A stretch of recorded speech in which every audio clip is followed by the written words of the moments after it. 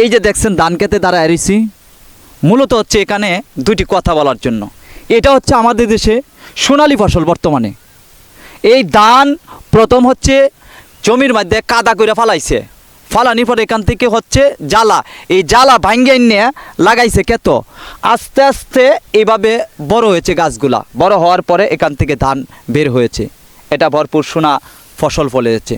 একটি কৃষক কষ্ট করে ধান ফালিয়ে যেমন রোদ থেকে এনে লাগায়া তারপর যখন এটার মধ্যে পরিশ্রম করার পরে যখন ধান আসে তখন কিন্তু কৃষকের কষ্টটা আর কষ্ট লাগে না। ঠিক তেমনই ভাই আমরাও যে ভিডিও বানাই, যারা ছোট ছোট কন্টেন্ট ক্রিয়েটার আছি, বড় ছোট, সবারই একটি আশা থাকে।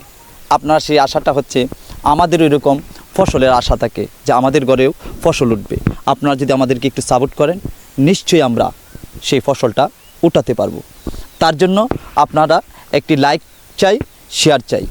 আশা করি আপনারা আমাদেরকে সাপোর্ট করবেন। ভালো থাকবেন, সুস্থ থাকবেন, সেই প্রত্যাশাই।